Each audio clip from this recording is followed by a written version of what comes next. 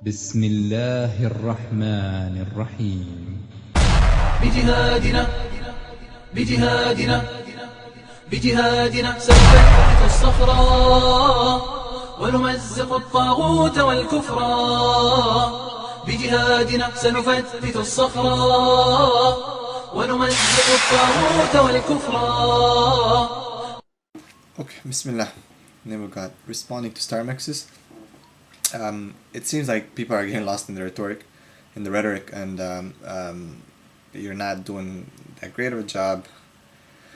But anyway, let's take it back to the beginning, the issues that we talked about first. We talked about the issue of Sama and Dukhan. You said that the universe was created before the earth was created before the universe. I debunked that.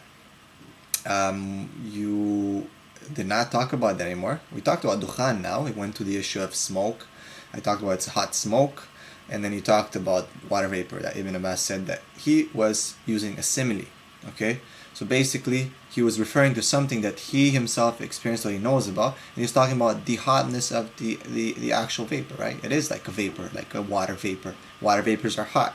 Certain properties of it are like properties of hot gases, right?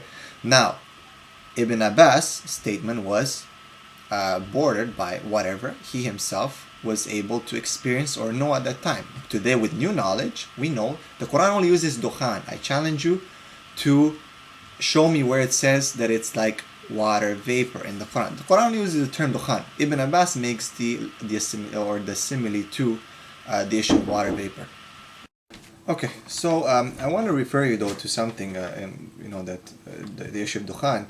This is the first 3 minutes, a modern view of the origin of the universe, by Winberg, and it's page 94 to 105, and you can also find it in the Brief Illustrated Guide to Islam. There are references made to it, talking about that verse and how the formation of the universe comes from hot gases, and nebulas are still formed from hot gases, I think this issue is solved by now.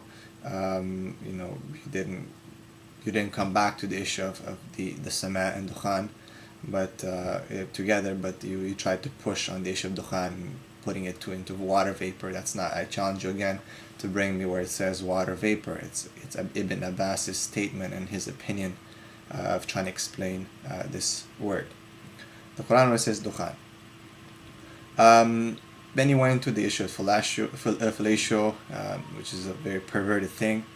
That was your noise that you were making, and I mean, I'll just leave for the audience to decide the credibility of the argument and the strength of the argument that you're making with me choking after performing fellatio, supposedly. My religion ridicules itself.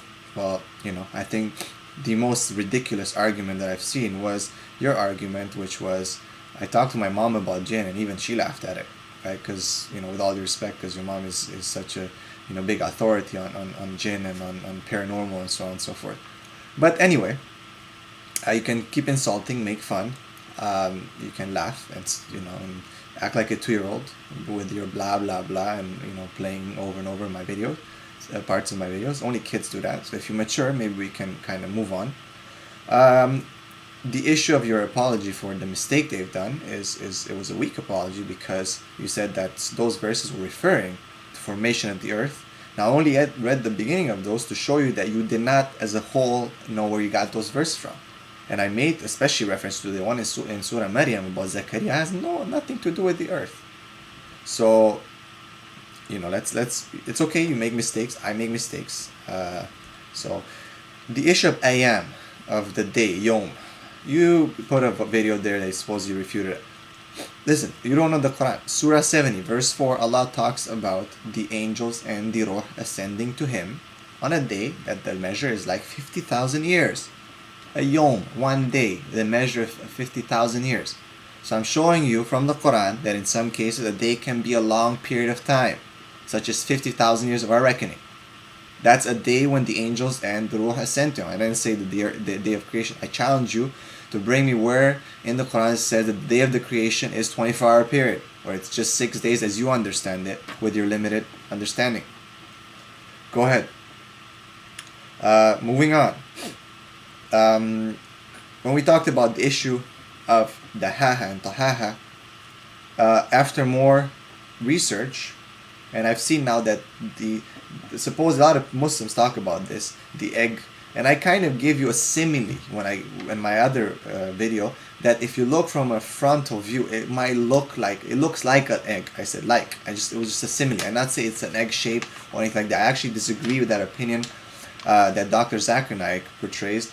I looked into it more likely based on the Arabic term, that it means as it's related to the ostrich, but not the egg. It's the ostrich spreading out the earth where it puts the egg, right? The dahaha and daha.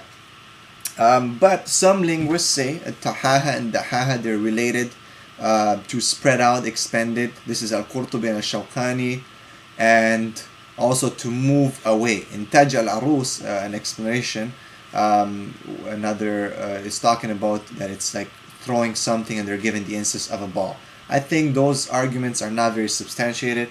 The Quran is kind of silent on the issue of whether the earth as a whole planet, what shape it has. Okay, now given your argument, I challenge you to bring me one verse that talks about the planet Earth, not the earth, the ground that I'm referring to. When you look at it and it's spread out so we can have valleys and rivers and so on, so you can travel, as the verses after, when I showed you and we first started with, talk about. So I challenge you to bring one verse where it talks about the earth as a planet being round, and I'm posting a link to a very beautiful rebuttal by a brother, which will go through all the verses and analyze it. So I please ask you, look into the section of the comments and so on and so forth, that I will post that link. So the other issue you talked about, I gave you the opinion of the scholars at that time, like Ibn Taymiyyah, and what they believed about the celestial bodies. You did not do anything except go to Ibn al-Qayyim and put on the screen some of his statements. Now, I'm not going to read those statements. I cannot translate those statements. Are you kidding me? That's very hard Arabic. I know basic Arabic, but enough to debunk your attacks and your weak arguments. So I will not do that. The ball is, you can't just go and evade the topic. We're talking here about certain issues, right? And all you can say is blah, blah, blah. Let's go through the issues that we talk about. And now on the issue of magic, the example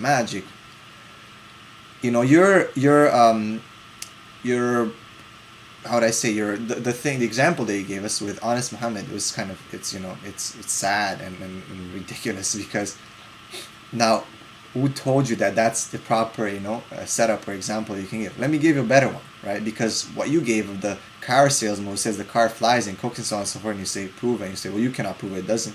That's not exactly what I said to. I'll give you a better setup. How about when if a person says, there's love, and the other person says, no, love doesn't exist. I've never experienced it, right? So, but the other person says, no, I have experienced love. There is love, and many people in the world have experienced love. And you say, no, you cannot prove it. And the other person, well, you cannot prove it, that it doesn't exist, right? So it's not something tangible. It's something that someone can experience, right? It's part of the supernatural, what we call al-ghaib in Islam, or the unseen. Same with jinns and magic, right? People have experienced jinn and magic. I know people have experienced jinn and magic. People in the world, non-Muslims, have experienced wudu from like the islands, right? In my country, Romania, a lot of black magic people have experienced. People have been afflicted and died because of evil eyes and black magic and so on and so forth, and spells. Now you see, well, I never experienced it. I don't believe it, and I say, prove. You can't prove that it doesn't exist. I've experienced it. Many people that non-Muslims, not just because my Quran says, go on the internet and search magic and see how many people believe in it because they experience it, and read the testimony. So it's kind of like that. Or for example, saying that a person comes and claims that, hey, there's extraterrestrial life out there, and you say, no, there's not, and the other person says, well, you can't prove there isn't, and you say, no, the burden of proof is on you because you claim there is. You'll be like, well, I experienced, I've seen a UFO. And so many people claimed, right, they've seen UFOs and extraterrestrial things, right? So it's not like that. If you have something tangible that you can test, like in your case, in your example, the car, then yes, we can talk about that, right? That's not the issue here, right? So, you know, it's a wrong, faulty type of example, man. You know, but I mean, get your facts straight, mature a bit, and let's talk again.